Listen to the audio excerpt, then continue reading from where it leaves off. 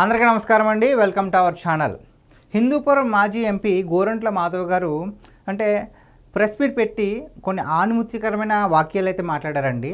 అసలు ఈ press meet ఎందుకు పెట్టారు అంటే జగన్మోహన్ రెడ్డి గారు రేపు కాకాని గోవర్ధన్ రెడ్డి గారిని అలాగే నల్లపరెడ్డి ప్రసన్న కుమార్ రెడ్డి గారిని జైల్లో ఉన్నారు కదా, సో వాళ్ళిద్దరిని వెళ్ళి కలిసి ములాఖాత్ అవుదామని చెప్పేసి వెళ్తున్నారు.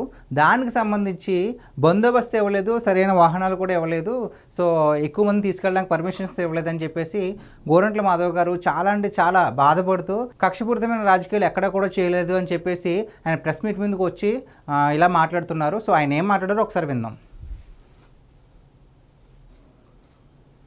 ప్రజలకు పంగనామాలు, రాష్ట్రాన్ని నిలువుదోపిడి, ప్రశ్నించే గొంతుపైన కత్తి పెడుతున్నావు, ప్రజాస్వామ్యాన్ని ఖూనీ చేస్తున్నావు.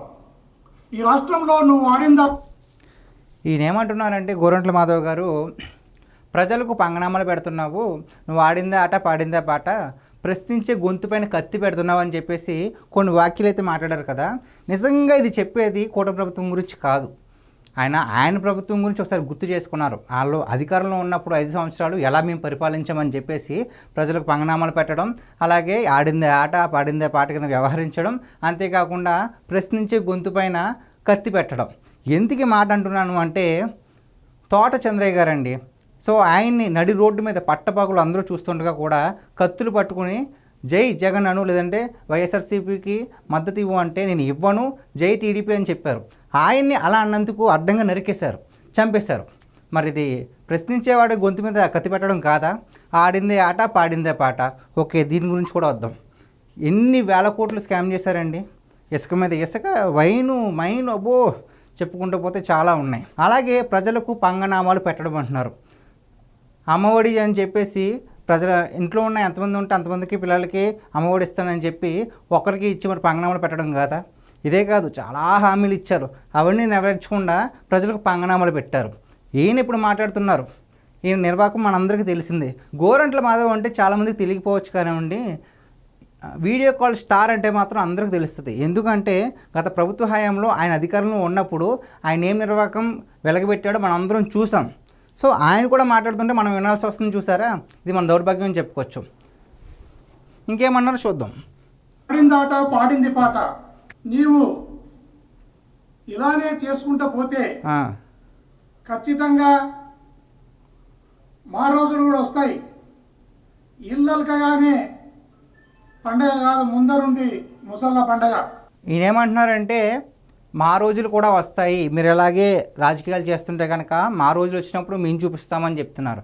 ఇంకేం చూపిస్తారు సార్? మీరు ఆల్రెడీ చూపించిన నిర్వాహకం సరిపోదనుకుంటున్నారా ఏంటి? మొత్తం యావత్ రాష్ట్రం మొత్తం అంతా చూశారు మీ ప్రతాపం ఏంటో. ఇంకేం చూపిస్తారు? ముందుంది ముసలి పండుగ అంటున్నారు. ఇళ్ళకి పండగ కాదంటే ముందుంది ముసలి పండుగ అని చెప్తున్నారు. ఇంకొకటి ఏంటంటే ఈయనేమంటున్నారు, మేము అధికారంలోకి వచ్చిన తర్వాత. సో ఒక క్లారిటీ ఏంటంటే సార్, మీరు ఇలాంటి చేష్టలు చేసి ఇలాంటి మాటలు మాట్లాడి ఉన్న 5 సంవత్సరాల మంచి సమయాన్ని ప్రజలకు ఉపయోగించకుండా, ప్రజలకు మంచి పని చేయకుండా మీ వికృత రాజకీయాలు చేశారు కాబట్టి ప్రజలు మీకు ఒక స్ట్రాంగ్ రిప్లైగా 11 సీట్లు ఇచ్చారు. మీరు ఇంకా రెచ్చిపోతే కనుక మీరు రావడం పక్కన పెట్టండి, మీ రాజకీయ భవిష్యత్తు అనేది మాత్రం ఈ రాజకీయ చరిత్రలో కనిపించకుండా పోతుందని నేను మాట్లాడుతున్నాను. ఇంకేమన్నారంటే ఈయన, మళ్ళీ మా రోజులు వచ్చినప్పుడు, మా పండగ వచ్చినప్పుడు కష్టం, నీ తోలు తీసి తప్పెడకేసి ఆ తప్పెడను కూడా ఒక మంట పెట్టి దాన్ని బాగా కాంచి గడిగంచగన కానీ మేము ఆ తప్పెడను వాంచే రోజులు కూడా దగ్గరలోనే ఉన్నాయి. దాన్ని మీరు గుర్తుపెట్టుకోవాలని ఈ సందర్భంగా తెలియజేస్తున్నాను. ఈయనేమంటున్నారు, తోలు తీసంట డోలు కట్టుకుని సౌండ్ చేస్తారంట, డప్పు కొడతారంట. ప్రజలంతా చాలా గట్టిగా కొట్టారు సార్ మీ తోలు మొత్తాన్ని. 151 సీట్ల నుంచి 11కి దించేసి మీ అందరి తోలుని మొత్తం 175 సీట్లు కదా, సో దాంట్లో ఎవరైతే ఓడిపోయారో వాళ్ళందరి తోలు తీసేసి ఆల్రెడీ డప్పు కొట్టేశారు. మీరు కళ్ళకంటున్నారు తప్పించి మీరు వచ్చే ప్రసక్తి అయితే లేదు. ఎందుకు వస్తారు చెప్పండి? ఈ 5 సంవత్సరాల కాలంలో ప్రజలకు ఏమైనా మంచి పని చేశారా? సంక్షేమం పేరుతో వాళ్ళ డబ్బు వాళ్ళకి ఇచ్చారు తప్ప మీ జోబుల నుంచి ఎవరు ఇవ్వలా. ఇంకొక విషయం ఏంటంటే ఈ 5 సంవత్సరాలు కూడా నిరుద్యోగులకు సంబంధించి ఒక కంపెనీ కూడా తీసుకురాలేదు. మళ్ళీ ప్రజలు మీకు ఓట్లు ఎందుకు వేస్తారనుకుంటున్నారు చెప్పండి? అంతా మీరు భ్రమలో బ్రతుకుతున్నారు తప్ప మళ్ళీ మీరు అధికారంలోకి రారు. గౌరవ మాజీ ముఖ్యమంత్రి వర్యులు జగన్మోహన్ రెడ్డి గారు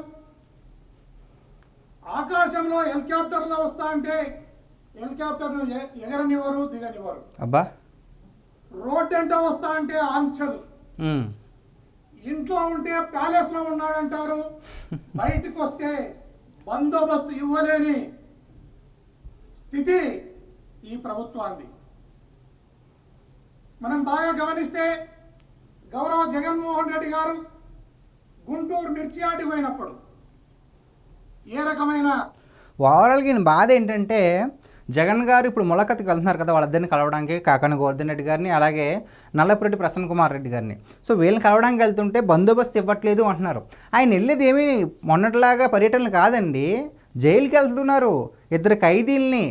సో ప్రజల సొమ్మును దోచుకున్న ఒక వ్యక్తిని, అలాగే ఒక చెల్లి వరుసను కూడా చూడకుండా ఒక ఆడబిడ్డని దుర్భాషలాడిన ఒక వ్యక్తిని మాట్లాడడానికి వెళ్తున్నారు. వాళ్ళ గురించి వెళ్తుంటే ఎందుకు బందోబస్తు ఇవ్వాలి చెప్పండి? ఆయన ఏమన్నా దేశ పోరాటం గురించి వెళ్తున్నారా లేదంటే ప్రజల కోసం వెళ్తున్నారా? ఇద్దరు తప్పు చేసిన వాళ్ళని కలవడానికి వెళ్తుంటే కూడా బందోబస్తు ఎందుకు సార్? అలాగే నిజంగానే బందోబస్తు ఇచ్చినా సరే మీరు వాటిని పాటిస్తారా? జగన్మోహన్ రెడ్డి గారు గతంలో చేసిన పర్యటనలు అన్నీ చూసుకుంటే కనుక ఎవరికి ఒక ఉపయోగం కూడా లేదు సార్. మాధవ్ గారు మీకే చెప్పేది, ఎవ్వరికి ఉపయోగం లేదు. మిర్చి యార్డుకి వెళ్తే అక్కడ మిర్చి టిక్కీలు ఎత్తుకు వెళ్ళిపోయారు. అలాగే మామిడి రైతులను కలవడానికి వెళ్తుంటే అక్కడ ట్రాక్టర్లో ఉన్న మామిడికాయలు తీసేసి రోడ్డు మీద వేసి తొక్కించేశారు. అలాగే ఆయన ఎవరో బెట్టింగ్ కట్టి చనిపోతే కనుక ఆయన పరామర్శించుకెళ్ళినప్పుడు ఒక కారు కింద ఒక వ్యక్తి ఉన్నాడు కూడా తెలియకుండా తొక్కించేసుకుంటూ వెళ్ళిపోయారు.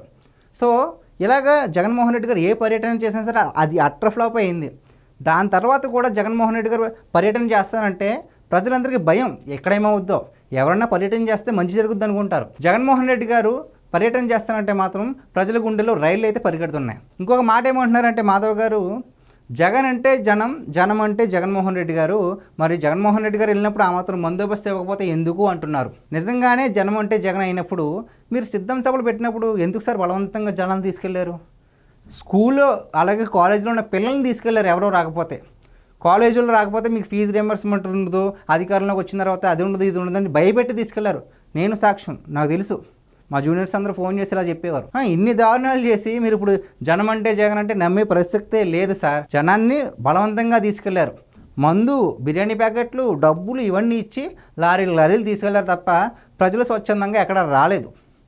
ఎక్కడో జగన్ అంటే బాగా పిచ్చి ప్రేమ ఉన్న వాళ్ళు మాత్రం వెళ్ళారు తప్ప జనం మాత్రం సాధారణ ప్రజలైతే వెళ్ళలేదు. సార్ మీరు ఇలాంటి మాటలు మాట్లాడి ఇప్పటికే మీ పరువు చాలా వరకు తగ్గిపోయింది. సో ఇప్పుడు ఇలాంటి మాటలు మాట్లాడి ఇంకా దిగతర్చుకోవద్దని నేను చెప్తున్నా. లాస్ట్ అండ్ ఫైనల్ ఇంకొక మాట అన్నారండి జగన్మోహన్ రెడ్డి గారి గురించి, అది ఒక్కసారి విందాం. వినండి, చాలా మంచి ఆన్సర్. మంచి మాట. ఏ మాట? ఇప్పుడు మనము భారీగా వర్షాలు వచ్చి విపరీతంగా వరదలు వచ్చి డ్యాములు తెగిపోయే రకంగా కట్టలు కొట్టుకొని పోయే విధంగా వర్షం వస్తాయి అని అంచనా ఉన్నప్పుడు మనం తీసుకోవాల్సిన ప్రభుత్వం ప్రజల ప్రాణాలకు నష్టం జరగకుండా ప్రభుత్వం తీసుకోవాల్సిన చర్యలు ఏ ఉంటాయో అలాంటి చర్యలనే జగన్మోహన్ రెడ్డి గారి విషయంలో కూడా జాగ్రత్త తీసుకోవాలి. ఆయన అంటేనే జనం వస్తారనేది ప్రభుత్వానికి తెలుసు. ఆ తెలిసినప్పుడు ఖచ్చితంగా మీరు ఏమన్నా పోల్చారా సార్? ఈయన ఏమంటున్నారంటే భారీగా వర్షాలు వచ్చినప్పుడు డ్యామ్లు నిండిపోతే మొత్తం అంతా కొట్టుకెళ్ళిపోద్ది కదా, అలాంటి పరిస్థితుల్లో ప్రభుత్వం ఎలాంటి చర్యలు తీసుకుంటుందో ప్రజల పట్ల, అలాగే జగన్మోహన్ రెడ్డి గారు పర్యటన చేస్తున్నప్పుడు కూడా అలాంటి చర్యలే తీసుకోవాలంటున్నారు. ఇండైరెక్ట్గా ఈయన ఏమంటున్నారంటే అసలు అలాంటి ప్రకృతి వైపరీత్యాలు వచ్చినప్పుడు ఏం చేస్తాం? బాగా వరదలు వచ్చినప్పుడు ఆ చుట్టుపక్కల ఉన్న ప్రాంతాల్లో ఉన్న ప్రజలందరినీ తరలించేసి వేరే సేఫ్ జోన్లో పెట్టి వాళ్ళకి కావాల్సిన తిండి ఆహారం అంతా ఇచ్చిన తర్వాత మళ్ళీ పరిస్థితులన్నీ చక్కబడ్డాయి తర్వాతే వాళ్ళని అక్కడ పంపుతారు. ఇక్కడేమంటున్నారంటే అప్పుడు ఎలా అయితే స్పందిస్తామో ఇప్పుడు కూడా అలాగే స్పందించాలంటున్నారు. అంటే జగన్మోహన్ రెడ్డి గారు ఎక్కడికైనా సరే ఆ ఊర్లో మనుషుల్ని ఖాళీ చేయించాలి. ఆయన తెలిసన్నారో తెలియకన్నారో తెలియదు కానీ నిజంగా మంచి మాటే అన్నారు. ఏమో ఆయన ఊర్లో అంపడే వెళ్తుంటే ఏమేమి జరుగుతాయి, ఎవరెవరు చనిపోతారో కూడా భయమేస్తుంది. నేను ఫైనల్గా చెప్పేది ఏంటంటే గోరంట్ల మాధవ్ గారు, జగన్మోహన్ రెడ్డి గారు వెళ్ళేది ఏదో యుద్ధానికి కాదు, ఏదో దేశ సంరక్షణ కోసం కాదు. ఇద్దరు ఖైదీలను పరామర్శించడానికి వెళ్తున్నారు కాబట్టి ఆయనకి బందోబస్తు అవసరం లేదు. ఇచ్చారు ఒక 10 మందిని 3 వెహికల్స్ని మాత్రమే పర్మిషన్ ఇచ్చారు కాబట్టి వాటితో వెళ్తే చాలు. అంతేగాని దీనికి కూడా మేము రాజకీయంగా మాట్లాడతామంటే అది వర్కౌట్ అవ్వదు సార్. సో మీ హుందాకరమైన రాజకీయాలు చేస్తారని ఇలాంటి దిగజారుడు మాటలు మాట్లాడుతూనే నేను విన్నపం అయితే వినిపించుకుంటున్నాను. సో గాయస్, చూసారు కదా గోరంట్ల మాధవ్ గారు ఏం మాట్లాడుతున్నారు. సో ఈ వీడియో పైన మీ విలువైన అభిప్రాయాన్ని కామెంట్ రూపంలో తెలియజేయండి. Thank you so much.